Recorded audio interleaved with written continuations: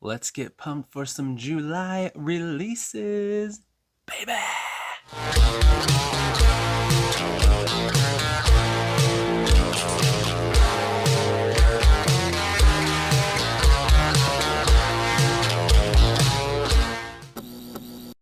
What's up, beasties? It's Triple B, your friendly neighborhood bearded book beast. I'm so glad you're here today. I hope you're having an awesome week and an awesome day. Today, we are going to take a look at all the July book releases that I am pumped about, and we're going to talk about them. So, let's get right to it. Of course, grab yourself a thirst quenching refreshment, maybe a snack, and let's do it. All right. So, up first, on the very first day of July, we have a book releasing that looks pretty sweet. It is a sequel, though. It is called In the Shadow of Kings. I've got my laptop here if you wonder why I'm looking down. It's so that I can read you the blurbs and remember the titles and authors.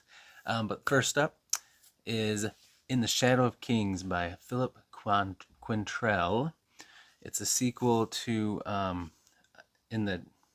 it's a second book in the A Time of Dragons series. The first book was Once They Were Heroes. I have not read that yet, but I plan to actually have a special edition from the Broken Binding, of course, on its way. So it's going to be sweet to read that. It is actually a prequel series set way far in advance of Philip Quantrell's self-pubbed, really popular series, which I have the first 3 books, of course, have not read. Rise of the Ranger is the first book, the Echo Saga. Very cool. Can't wait to get into this one eventually. I got the first 3 hardcovers signed. And then, but I am going to read Time of Dragons, Once They Were Heroes, book 1, when it comes in. Well, it's a chunky beast, so probably not right when it comes in, but eventually, before I dive into Echo Saga, which is 9 books long. But anyway, I will tell you what Once They Were Heroes, book 1 is about, because the second book obviously could have spoilers. So I'll tell you what it's about. It says, the gods are dead. In their absence, there can be only chaos, only war, and they are not all that has faded from the world of Verda. That's the blurb for the first book in this Time of Dragons series, Once They Were Heroes. And of course, the second book is coming out July 1st, In the Shadow of Kings. All right. Next up, on July 2nd, we have a book called The Night Ends with Fire. This is by KX Song. And as you can see in the picture, there's a pretty sweet special edition hardcover. Has a nice, cool cover. It's supposed to shimmer. I'm guessing those flames of the bird do. Then it's got some really nice end papers, it says. Beautiful stained edges and foil stamped case. Well, it's crazy how this, how this is a regular price book. It's crazy how awesome some of these books are looking. Anyway, this is a fantasy inspired by the legend of Mulan. Of course, totally different world, different ideas. They change some things, but you'll recognize the gist of the story and hear the tweaks. All right, so this one says, the 3 kingdoms are at war, but Meilin, tricky. Meilin's father refuses to answer the imperial draft. Trapped by his opium addiction, he plans to sell Meilin for her dowry. But when Meilin discovers her husband-to-be is another violent, ill-tempered man, she realizes that nothing will change for her unless she takes matters into her own hands. The very next day, she disguises herself as a boy and enlists in her father's place. In the army, Meilin's relentless hard work brings her recognition, friendship, and a growing closeness with Sky, a prince-turned-training partner. But has she simply exchanged one person for another? As her kingdom barrels toward destruction, Meilin begins to have visions of a sea dragon spirit that offers her true power and freedom, but with a deadly price. With the future of the three kingdoms hanging in the balance, Mei Lin will need to decide whom to trust. Sky, who inspires her loyalty and love, the sea dragon spirit, who has his own murky agenda, or an infuriating enemy prince who makes her question everything she once knew about her kingdom and about her own heart. Ooh, that does actually sound pretty good, and the book looks gorgeous. So, I've already pre-ordered 3 things on this list, and I have 12 for you today. So let's hope I don't end up buying all 12. But this one sounds pretty good. I love Mulan. Let's get down to business. Sorry. All right, so that was The Night Ends with Fire. This is my most anticipated. Well, I have a 1A and 1B. This is not even that, like a 1A and 1A. This is one of the 2 I'm very excited about for July. It is called The Failures by Benjamin Lyer. This just sounds like all my things I love. It's a debut author, which is always cool. Here we go. Ready? Listen to this. Welcome to the Wonderlands. A vast machine made for reasons unknown. The Wonderlands was broken long ago. First went the sky, splintering and cracking. Then very slowly, the whole machine, the whole world began to go dark. Meet the failures. Following the summons of a strange dream, a scattering of adventurers, degenerates, and children find themselves drawn toward the same place, the vast underground keep. They will discover there that they have been called for a purpose, and that purpose could be the destruction of everything they love. For below the keep, imprisoned in the greatest cage ever built by magicians and gods, lies the buried giant. It is the most powerful of its kind, and its purpose is the annihilation of all civilization. But any kind of power, no matter how terrible, is precious to the dimming wonderlands, and those that crave it are making their moves. All machines can be broken, and the final cracks are spreading. It will take only the careless actions of 2 cheerful monsters to tip the wonderlands towards an endless dark, or help it find its way back to the light. Sounds pretty cool, not gonna lie. Yes, a scattered group of unlikely heroes, failures, degenerates. Yeah, that sounds pretty sweet. I'm pretty pumped about that one. That is going to be on my TBR. Spoiler for July, for sure. Definitely excited about that one. All right, next up we got Into the Rift, the Rift Walker series. This is by Clay Harmon. If you recognize that name and the cover a little bit, it's because this is a sequel to The Flames of Mira from last summer. This is a beautiful cover. I have had this since it came out, and I have not read it. But now that there's a second book, definitely going to be doing that soon. And the second cover, I think I like it even better somehow. It's awesome. So, since it's a sequel, I'm not going to read you the second book blurb. I'll read you what the first one is about. Here we go. Among boiling volcanoes under Mira's frozen lands, people like Ig are forced to undergo life-threatening trials that bind chemical elements to the human body. One of Mira's most powerful elementals, Ig serves as an enforcer for Magnet Cirillo Adrian, but is cursed with flesh-binding magic that will kill him at the first sign of disobedience. When Cirillo is overthrown, Ig quickly learns he can do far worse than what has been asked of him so far. If he can't escape the flesh binding in time, he will have to kill friend and foe alike to stop his master reclaiming the throne or sacrifice himself trying. This is one I definitely want to read ASAP. And number 2, the second book in the sequel, Into the Rift, comes out on July 2nd. July 2nd is a big one. There's a lot of cool ones. All right, let's go to the next one. All right, next up, we've got something a little different. Most of these are fantasy or sci-fi because that's my jam.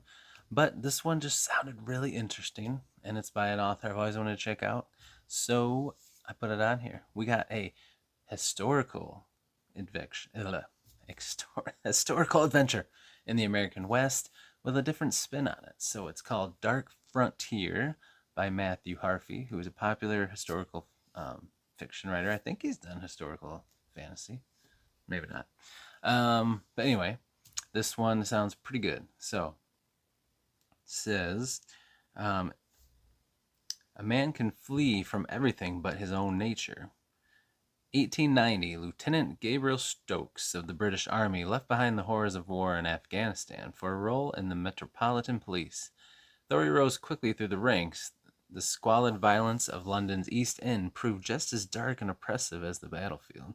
With his life falling apart, longing for peace and meaning, Gabriel leaves the grime of London behind and heads for the wilderness and wide open spaces of the American West. He soon realizes that the wilds of Oregon are far from ideal. The Blue Mountains may be beautiful, but with a frontier a complex patchwork of feuds and felonies, and ranchers as vicious as any back alley cutthroat in London, he finds himself unable to escape his past and the demons that drive him. Can he find a place for himself on the far edge of the New World? Sounds pretty sweet. I love Western themed stuff, and it's kind of cool to have a character that's from London, who is like a cop coming to the American West, and like that's just something I've never seen. So that just sounds really cool. So I'm definitely gonna be checking that one out. Dark Frontier, that comes out on where'd it go? Oh, here we go. July 4th, 4th of July. That'll be a fun little thing to do over the holiday weekend. Read a little Dark Frontier. All right, let's go to the next one. Let's keep it moving, keep it moving. All right. Next one is one I'm really excited about. This was another one I pre-ordered. This is Navola by Paulo Bacigalupi. I probably butchered that. But anyway, sounds really awesome.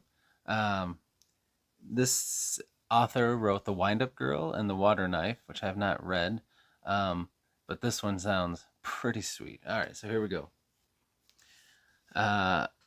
You must be as sharp as a stiletto's dagger and as subtle as a fish beneath the waters. This is what it is to be a noveliste. This is what it is to be a de regule. In Navola, a bustling city-state dominated by a handful of influential families, business is power, and power is everything. For generations, the de Regule family, merchant bankers with a vast empire, have nurtured tendrils that stretch the farthest reaches of the known world. And though they claim not to be political, their staggering wealth has bought cities and toppled kingdoms.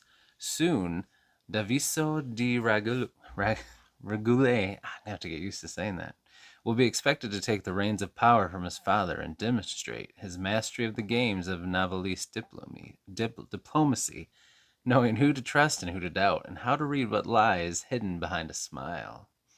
But in Navola, strange and ancient undercurrents lurk behind the guilt and grandeur, like the fossilized dragon eye in the family's possession, a potent symbol of their raw power and a talisman that seems to be summoning Daviso to act.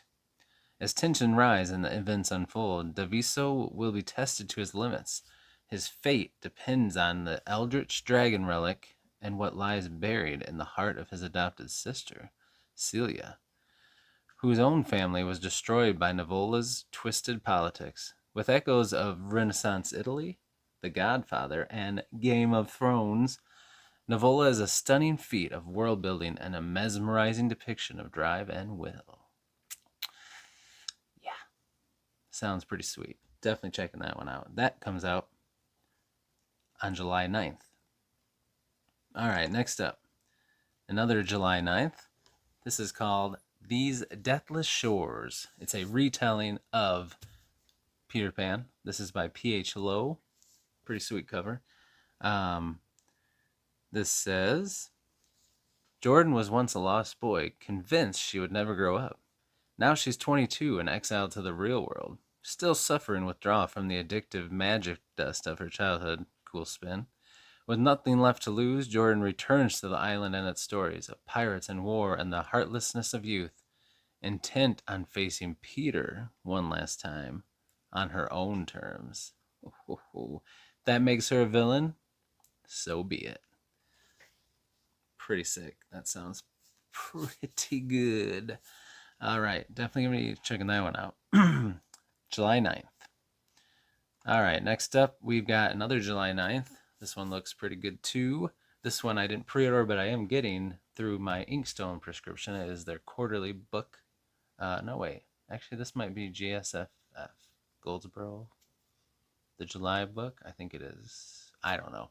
It's one of those two subscription books. Here we go. World Ruled by Dragons. Anurad,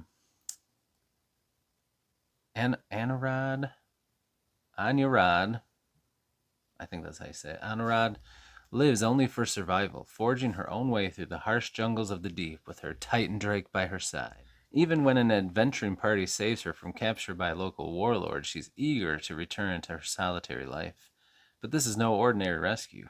It's Anurad's past catching up with her. These cunning misfits and their frustratingly appealing dragon rider ringleader intend to spirit her away to the dragon-ruled sky cities where they need her help to steal from a dragon's horde. There's only one problem. The horde in question belongs to the current regent, Never Anonymous, and she wants Anurad dead. Ooh, yeah. This looks pretty good too. I haven't read any Gin Lions. Always wanted to. But yeah, this one sounds good. And again, that comes out on July 9th. All right, next up, another July 9th. First couple weeks of July have some bangers. This next one is a little curve away from all this action adventure. This is a cool sounding little cozy fantasy. It's all the rage right now. This one looks pretty cool. It has a gorgeous cover. Looks like it's going to have some sprayed edges, which I love. You can see here. This is called The Spellshop by Sarah Beth Durst.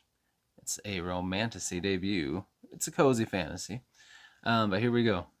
Kyla has always had trouble dealing with people. Thankfully, as librarian, we love library settings and librarians. At the Great Library of Elysium, she and her assistant Kaz, a magically sentient spider plant, pretty cool, have spent the last decade sequestered among the Empire's most precious spellbooks, preserving their magic for the city's elite. When a revolution begins and the library goes up in flames, she and Kaz flee with all the spellbooks they can carry and head to a remote island Kyla never thought she'd see again, her childhood home. Taking refuge there, Kyla discovers, much to her dismay, a nosy and very handsome neighbor who can't take a hint, keeps showing up day after day to make sure she's fed and to help fix up her new home. Sounds like a nice guy. In need of income, Kyla identifies something that even the bakery in town doesn't have: jam.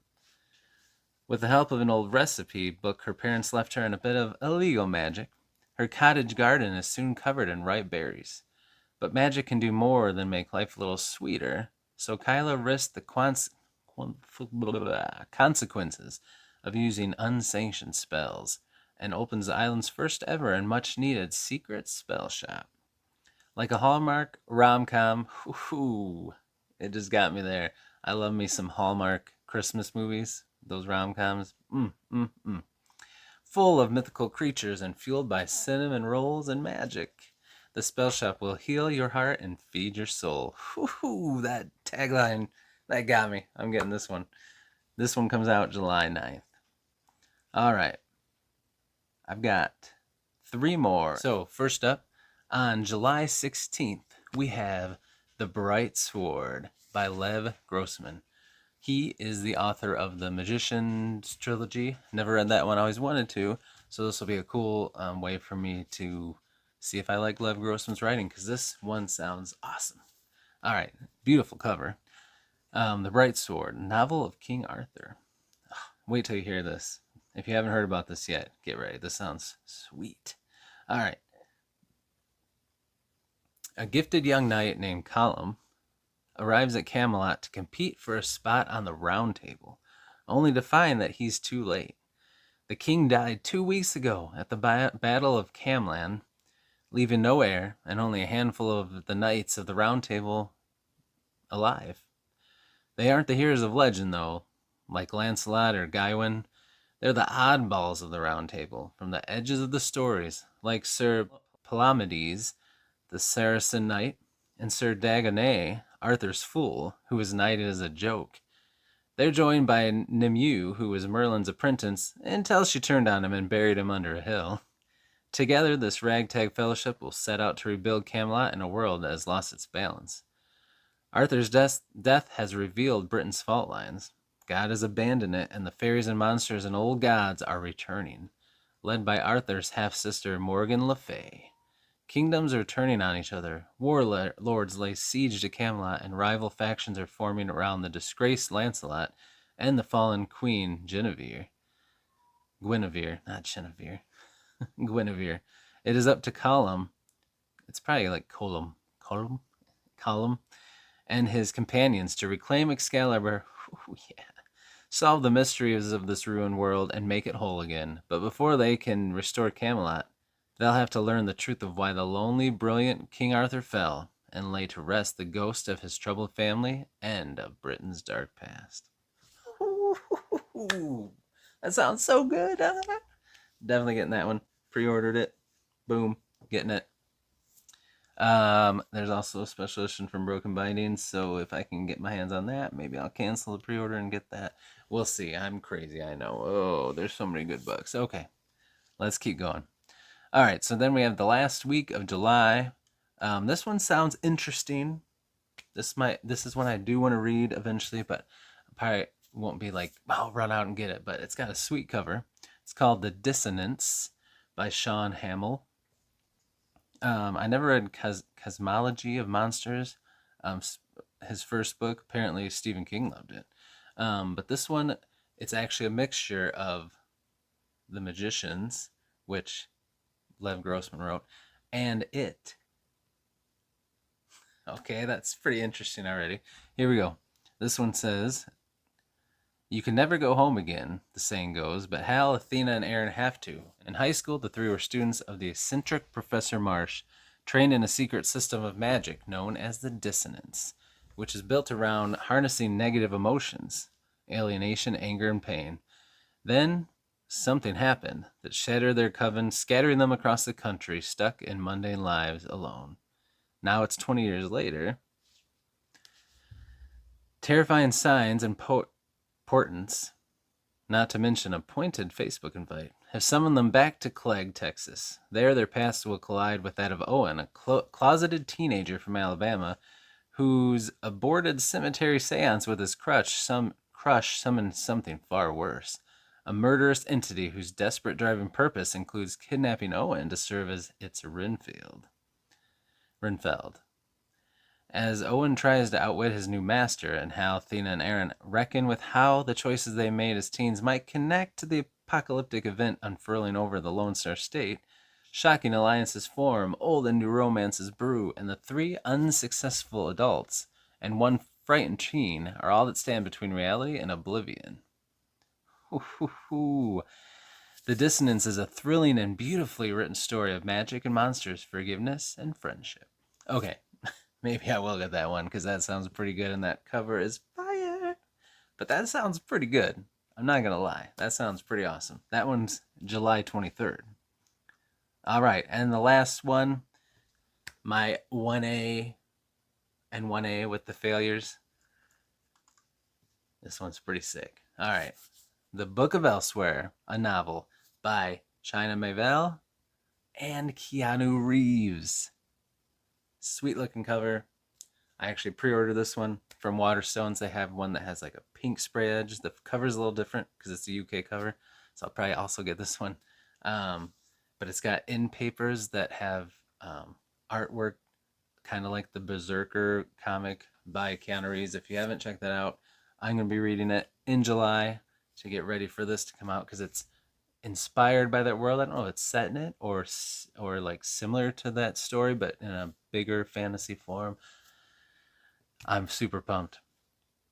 Yeah, this is going to be good. I have never read China Miéville, and I want to. So in July, another little spoiler. Part of my TBR is going to be reading Perdido Street Station, so I can get a feel for his writing. And I'm going to be reading through Berserker, so I can get a feel for Keanu Reeves' writing, his comic that he helped create and write. And I'm really pumped for this one. So let's talk about let's listen to what it's about. Okay, so it's inspired by the world of the Berserker comic books. All right, here we go. She said we needed a tool, so I asked the gods. There have always been whispers, legends, the warrior who could not be killed, who's seen 1,000 civilizations rise and fall. He has had many names, and he wants to be able to die. In the present day, a U.S. Black Ops group has promised him they can help him with that. All he needs to do is help them in return, but when an all too mortal soldier comes back to life, the impossible event ultimately points toward a force even more mysterious than B himself. One at least as strong, and one with a plan all its own. In a collaboration that combines Mayville's singular style and creativity with Reeves' haunting and soul-stirring narrative, these two inimitable artists have created something utterly unique, sure to delight existing fans and to create scores of new ones. It's going to be sweet. I'm pumped. Can't wait to read that one and talk to you guys about it. I hope some of you will get that one too. I wish I would have heard about this when it first was announced, because they're doing like a virtual interview with the two of them. And if you buy a ticket to attend, really, you just got a signed book of it, signed by both of them. And it would have been sick, but I missed out on those. Those are all gone. Of course, you can get one on eBay for like $100 some. You know how people are. It's like, I wish people just bought these because they wanted them for themselves, not to try to turn around and sell them. That happens with Broken Binding too. Anyway, I'm really pumped about this one, so I can't wait for that. July 23rd. And that's it, guys. Those are my 12 books that I'm pumped about for the month of July. I hope you had fun listening to me talk about these books and tell you what they are. And I hope that you're going to check these out. If you plan on it, or if you've already pre-ordered any, leave me a comment. Let me know that you're excited to check them out. Or just say hi. You know, I always love that. And until I see you in the next video, thanks for being here. Like and subscribe if you have not. But until I see you in the next video, it's a good day to have a good day. Be brave, be beautiful to one another, and be beastly. See ya.